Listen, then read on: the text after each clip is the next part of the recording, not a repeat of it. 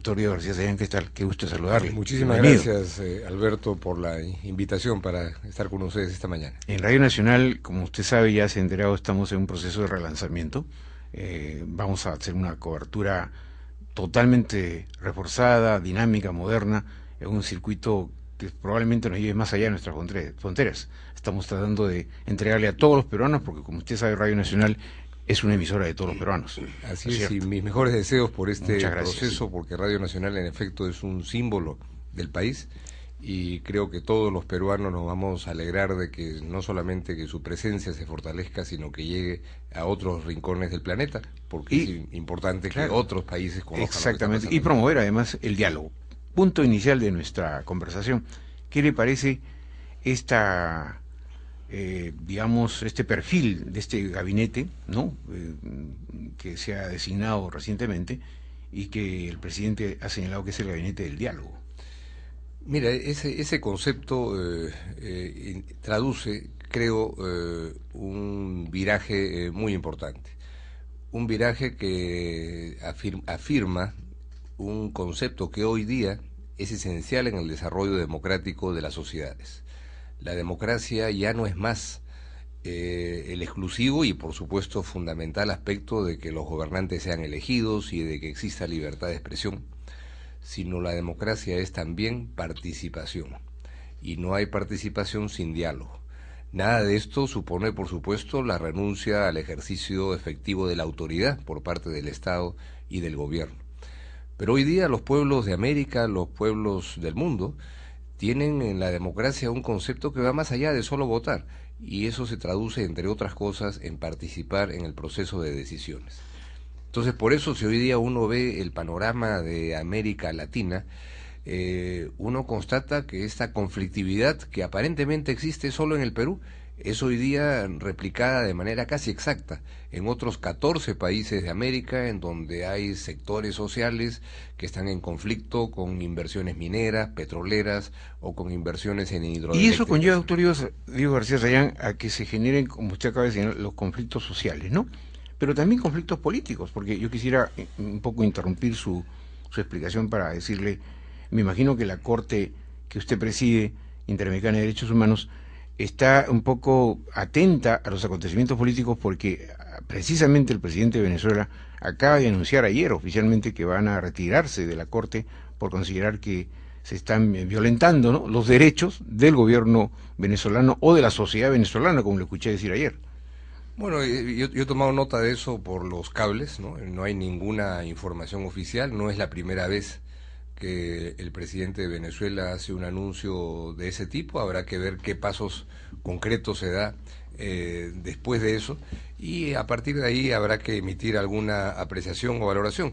Sabemos que no es el único intento que ha habido de retirarse del sistema de derechos humanos, hay momentos en los que a los gobiernos a ¿Ocurrió veces con el Perú también? ocurrió con Uh Fujimori hace más de 13 años, -huh. pero lo que hay que destacar es que por encima de eso la abrumadora mayoría de los estados que reconocen a la competencia de la Corte cumplen rigurosamente con sus sentencias y además instruyen políticas a nivel interno para que los jueces y juezas nacionales se guíen no solo por las constituciones, sino por las sentencias de la Corte Interamericana de Derechos Humanos, que es hoy día la política que han definido órganos como el Tribunal Constitucional del Perú, la Corte Suprema de México, la de Argentina o la Corte Constitucional de Colombia, para mencionar solamente 4 países de experiencia que son replicables en otros lados. Doctor Diego García Sayán, un tema importante que ha concitado digamos, la atención de la ciudadanía, sectores a favor, sectores en contra, es la decisión de la Sala Penal Permanente de la Corte Suprema, del doctor Javier Biestein, de, digamos, reducir la pena a los integrantes del Grupo Colina, que ha terminado ayer con la salida en libertad de Alberto Pinto Carna, jefe del Servicio de Inteligencia del Ejército. Y mentor, según dicen, ¿no?, del Grupo Colina. Sí, a 11 años de que cumpla su condena. O sea, ¿qué viene después de todo esto? Estamos, digamos, el presidente del Poder Judicial ha dicho que no está de acuerdo con la decisión del doctor Biestein, pero que respeta su decisión. O sea, ¿se puede respetar lo que no está bien? Mira, yo no, por una razón que quiero explicar, no puedo comentar ni pronunciarme sobre esta sentencia.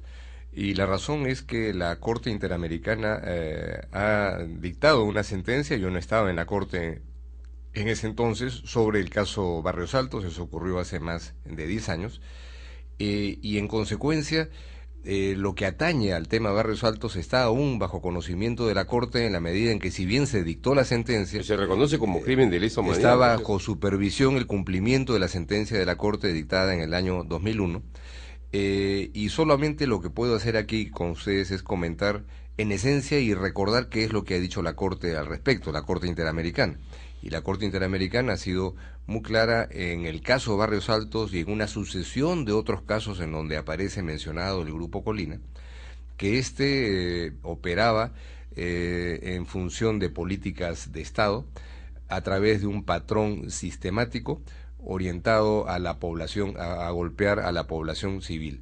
No lo estoy diciendo yo en este momento, estoy simplemente recordando lo que ha dicho de la jurisprudencia de la Corte Interamericana de manera constante, que además... ¿Qué es lo que configura el delito de lesa humanidad, doctor? Es uno de los ingredientes, y naturalmente, más allá de que exista o no el concepto de lesa humanidad en cada caso, que sí lo ha mencionado la Corte Interamericana en el caso de Barrios Altos, La Cantuta, Pedro Yauri y muchísimos otros parecidos, el hecho es que para la jurisprudencia de la Corte Interamericana de Derechos Humanos, hay una sinonimia en términos prácticos entre delito de lesa humanidad y grave violación de derechos humanos, con lo cual de alguna manera se desdibuja la significación y trascendencia de esta denominación. En cualquier caso, lo que es una obligación internacional, primero, es que los graves crímenes de derechos humanos sean investigados y sancionados, y en segundo lugar, que las sentencias nacionales se adecúen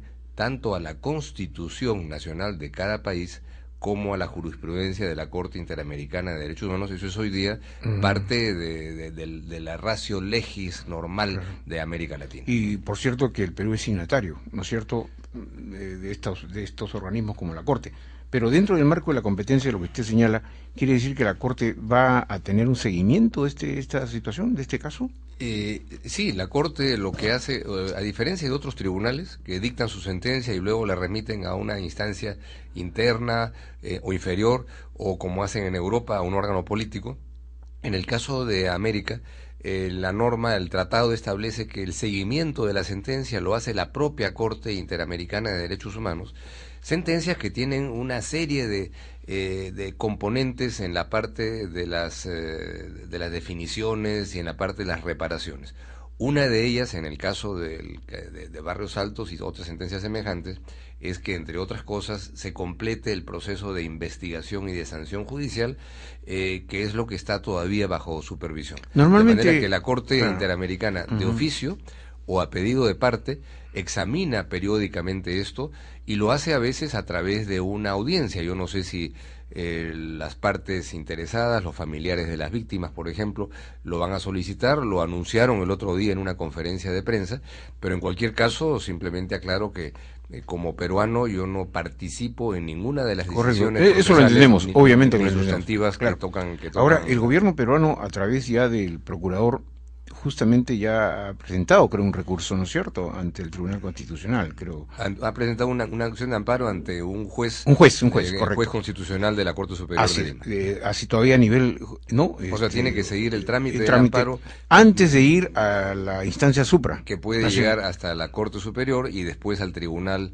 Constitucional. Pero en paralelo, la Corte Interamericana no tiene que agotar ningún trámite, porque la sentencia de la Corte Interamericana está en seguimiento, digamos, ya ¿no? se dictó hace más de 10 años y puede perfectamente emitir una apreciación, ¿no?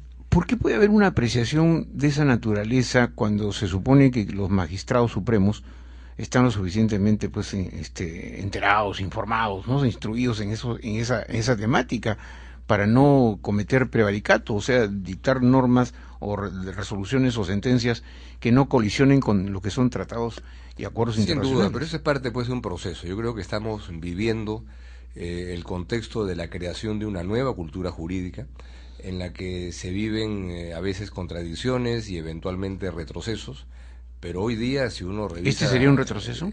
Mire, no quiero entrar a calificarlo porque insisto que no puedo emitir opinión sobre esto, pero me parece que si de un lado se está estableciendo que las sentencias nacionales tienen que ser compatibles con la jurisprudencia de la Corte Interamericana de Derechos Humanos, es lo que dice la sentencia de la Sala de Dr. Villestein en el párrafo 135, la pregunta que hay que hacerse, y eso lo tendrá que responder el sistema judicial peruano en su análisis, y también la Corte Interamericana, es si en efecto esta sentencia se adecúa o no, como lo pretende en el párrafo 135, a las sentencias y a la jurisprudencia de la Corte Interamericana de Derechos Humanos. Doctor García Sayán, como abogado, le hago la pregunta a usted, ¿no es cierto?, en su condición de abogado, ¿cómo ve la reacción de los demás implicados en el caso Colina, ateniéndose a esta rebaja de condena y a la, digamos, a la descalificación de crimen de lesa humanidad?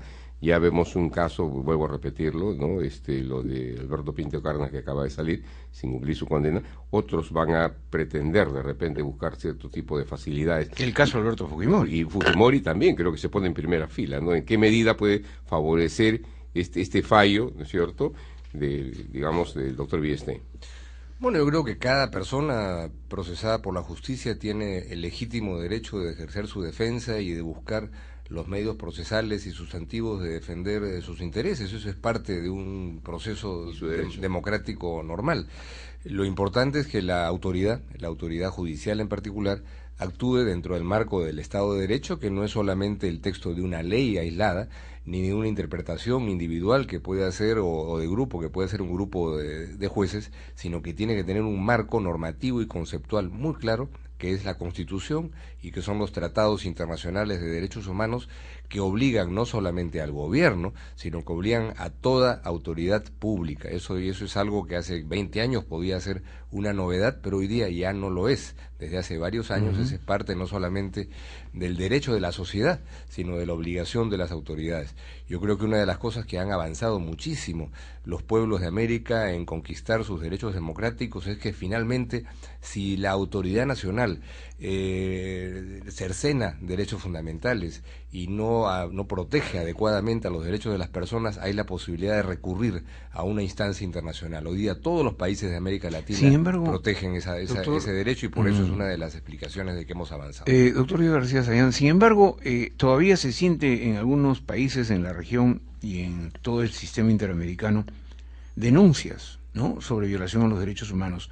Es decir, hemos avanzado, obviamente, mucha gente ha tomado conciencia de la importancia del respeto a los derechos humanos. Sin embargo, en nuestro país, por ejemplo, si bien es cierto, no se están violando los derechos humanos de manera sistemática, ocurren casos en que agentes del Estado, ¿no?, cometen exabruptos o abusos de autoridad. Han muerto 2 o 3 ciudadanos en manos de policías cuando han sido arrestados, ¿no?, y son ya en este momento juzgados. Ayer mismo, hace pocas horas, están siendo juzgados policías por haber, digamos, causado la muerte a una persona en proceso de arresto. ¿En qué países, aparte de las que usted ya más o menos nos ha comentado, se están violando los derechos humanos? Para tener una radiografía más, un mapeo. Alberto, dos comentarios. Sí. Primero, que afectaciones a los derechos humanos ocurren en todos lados, ¿no? Para mencionar la Europa democrática, que nos ha servido a nuestra generación y a las que vienen como modelo de respeto, tolerancia y ejercicio de derechos civiles, la Corte Europea de Derechos Humanos recibe 60.000 casos al año. Lo que quiere decir que hay gente que percibe que se están violando derechos por allá. Entonces, ¿cuál es el tema? El tema no es si existen o no situaciones que afectan a los derechos humanos, sino si las instituciones públicas están en capacidad, primero, de reaccionar adecuadamente, investigando, procesando, como se ha mencionado, acaba de mencionar un ejemplo que se ha hecho, y también de establecer mecanismos de prevención para que no se repitan situaciones determinadas. Entonces, hoy día, si uno ve la estadística de la Corte Interamericana, por ejemplo, hay más casos, pero los casos que empiezan a llegar ya no son tanto los de violaciones masivas y sistemáticas, de matanzas, ejecuciones... ¿Están asociados con temas políticos más que nada? Tienen que ver a veces con derechos de participación, negación de ciertas personas que puedan ser candidatos, libertad de expresión... O gobiernos tipo Cuba, digamos, que... No, Cuba está fuera del sistema... Está fuera, no, ya sé que está fuera del sistema, pero digamos... tipo Cuba, dije, o sea, como, claro, como vinculados a gobiernos dictatoriales o gobiernos que buscan pero el son autoritarismo. cada vez situaciones que tienen que ver más con aspectos del desarrollo de una sociedad democrática. Entonces, yo no diría que estamos peor, yo estoy decididamente convencido de que estamos mucho mejor en el ejercicio de derechos en todos los países de América Latina, y eso es muy bueno. Lo que estamos discutiendo hoy día en Perú, que es si está bien o está mal la sentencia sobre esta acusación a violadores de derechos humanos, finalmente se da dentro de un parámetro en donde nadie discute que ese tipo de afectaciones a los derechos de las personas tienen que ser sancionados y que los miembros del Grupo Colina tienen que ser condenados. Yo creo que ahí hay un parámetro que aún dentro de la polarización que hoy día, en estos días, se está apreciando, nos sitúa años luz de cuál hubiera sido la lógica hace 15 o 20 años, que era más bien la de la impunidad y la de poner bajo la alfombra cualquier tipo de violación. Y sobre este caso, ese sentido que las fuerzas políticas y las instituciones del Estado han reaccionado casi de manera uniforme en rechazar esta sentencia, ¿no? Y con los medios apropiados, porque lejos de hacer un intento para disolver, como se hubiera dicho hace algunos años, lo que ha hecho el gobierno democrático es presentar una acción de amparo y poner la solución de este diferendo en una instancia judicial.